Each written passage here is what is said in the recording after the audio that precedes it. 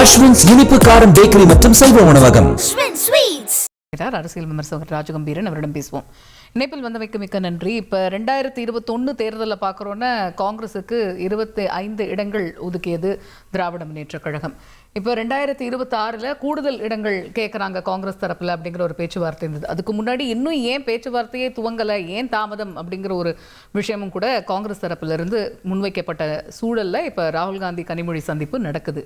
இந்த முறை அவர்கள் அதிக இடங்கள் கோருவார்களா, அவர்கள் கேட்கக்கூடிய இடங்கள் திமுக ஒதுக்குமா, என்ன எதிர்பார்க்கலாம்? களத்திலே காங்கிரஸ் எங்கே இருக்கிறது என்கிற கேள்விக்கு ஒரு முக்கியமான பதில் தேவைப்படுகிறது. ஒரு கட்சி ஒரே கருத்தியலாக கூட இருக்கலாம். மதச்சார்பற்ற கொள்கை என்கிற ஒரு கோட்பாட்டின் அடிப்படையிலே திமுகவும் காங்கிரசும் ஒரே திசையிலே அரசியலிலே பயணிக்கலாம். ஆனால் தேர்தல் வெற்றி பெறுவதற்கு களத்திலே அவர்கள் மிகவும் வலிமை படைத்தவர்களாக இருக்க வேண்டும். அது காங்கிரஸ் கட்சி களத்திலே வலிமை பெற்றிருக்கிறதா என்று பார்த்தால் அப்படி பெரிய அளவிலே களத்திலே அது வலிமை பெறவில்லை என்பதுதான் யதார்த்தமாக இருக்கிறது. ஏன்னா அதையெல்லாம் பார்க்கிற போது காங்கிரஸ் கட்சி அவர்களுடைய அந்த வட்டார அளவிலே, அவர்களுடைய கிளைக்கழகத்தினுடைய அந்த மாதிரியான சிற்றூர்களிலே, நகராட்சிகளிலே அவர்கள் என்ன வேலை செய்திருக்கிறார்கள்? தேர்தலுக்கு மட்டுமே கூடுதல் சீட் கேட்பதோ அல்லது பேர வலிமைக்காக பேசுவதோ மட்டுமே அரசியல் ஆகிவிடாதுல. அவர்கள் மக்களோடு மக்களாக என்ன கள பிரச்சனைகளிலே கையிலே எடுத்திருக்கிறார்கள், எத்தனை பொதுக்கூட்டங்கள் நடத்துகிறார்கள். தேர்தலாம் பார்க்கும்போது இதுக்கு முன்னாடி பெர்ஃபார்ம் பண்ணதை விட இப்ப சமீபத்தில், அதாவது கடந்த 10 ஆண்டுகள்னு பார்க்கும்போது 2024 இதுல அவங்க பெரிய அளவுல பண்ணலை ஒழிய, ஆனா முந்தைய தேர்தலில் சந்திச்ச தோல்வியை விட கொஞ்சம் நல்லதானே அவங்க பெர்ஃபார்ம் பண்ணியிருந்தாங்க 2024. அது கூட மாநில கட்சிகளின் மீது சவாரி செய்வதைத்தான் அவர்கள் வழக்கமாக வைத்திருக்கிறார்கள். 67க்கு பின்பே அவர்கள் அந்த வீழ்ச்சிக்கு பின்பு அவர்கள் தங்களை மீட்டு எடுத்துக் கொள்வதற்கான வேலை திட்டத்தை அவர்கள் உருவாக்கவே இல்லை. ஏன்னா அது ஒரு தேசிய கட்சியாக இருக்கிறதுனால அகில இந்திய அளவிலே நாடாளுமன்ற தேர்தலிலே தான் அவர்களுக்கு முக்கியத்துவம் கூடுதலாக இருக்கிறது.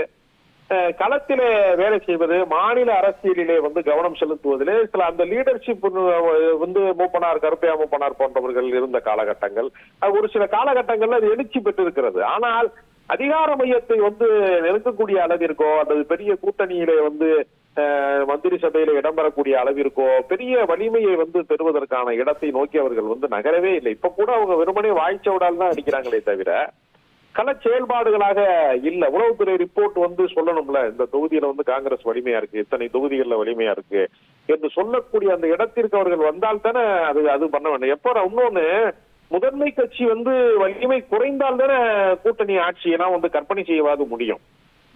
திமுக வலிமையாக இருக்கிறது, அதிமுக ஒரு முதன்மை சக்தியாக இருக்கிறது. திமுக அதிமுக என்கிற 2 சக்திகள் வலிமையாக இருக்கிற பட்சத்துல தேசிய கட்சிகள் வலிமை பெறுவது என்பது இங்கு தமிழ்நாட்டிலே சாத்தியமில்லாத ஒன்றாக மாறிவிட்டது. அது 67க்கு பின்னால் அது அரசியல் முழுமையாக மாறிவிட்டது. எனவே அவர்கள் கனவு காண்கிறார்கள், கருத்து சொல்லுகிறார்களே தவிர அவர்கள் களத்திலே இல்லாமல் இருக்கிற காரணத்தினால அது பெருசா ஒர்க் அவுட் ஆகாதுன்னு நான் நினைக்கிறேன்.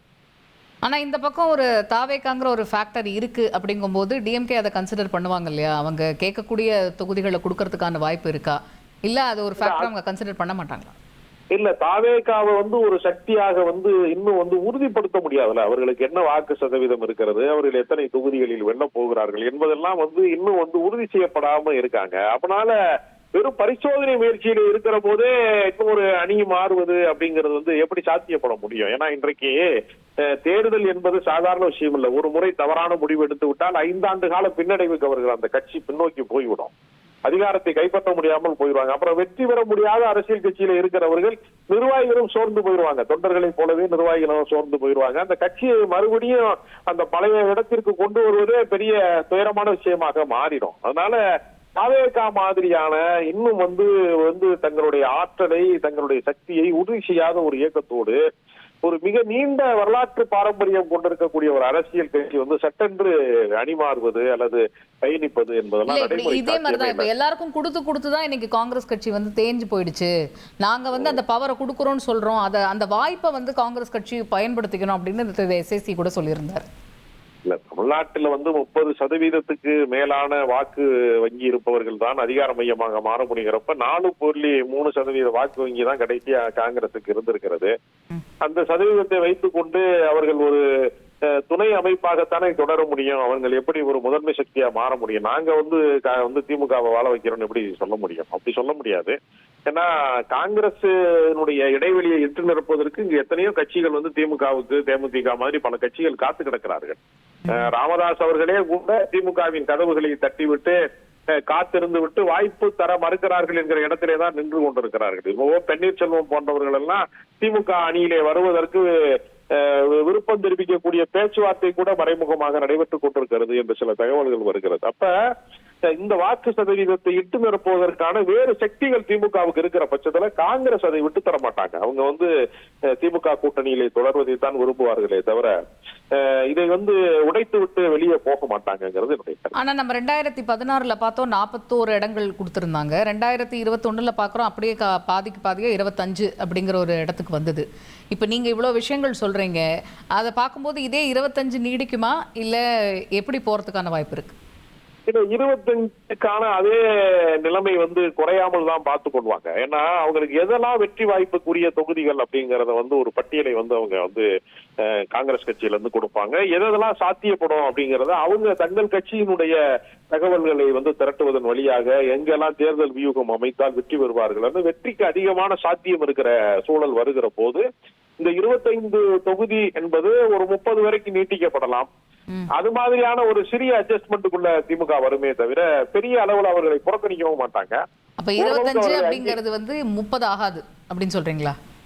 இல்ல 30 ஆகலாம், ஒருவேளை ஆகலாம். அதுக்கு வெற்றி வாய்ப்புக்குரிய தொகுதிகள் என்னென்ன இருக்கிறது என்பதை அந்த கள ஆய்வின் வழியாக ஒருவேளை வந்து ஒப்புக்கொள்ளலாம். ஏன்னா 6 தொகுதிகளை மீண்டும் வந்து பெறமாட்டோம் அப்படிங்கிற இடத்துல வந்து விசிக கட்சிகள்லாம், கம்யூனிஸ்ட் கட்சிகள்லாம் வந்து தங்களுடைய தொகுதிகளை உயர்த்த வேண்டும் என்று அவர்களும் விருப்பப்படுகிற காரணத்தினால அந்த அடிப்படையில 25 தொகுதி என்பது ஒரு 30 கூட மாறலாம் நான் நினைக்கிறேன். நன்றி திரு ராஜகம்பீரன். இணைப்பில் வந்து உங்களுடைய பார்வைகளை பகிர்ந்து கொண்ட மிக்க நன்றி.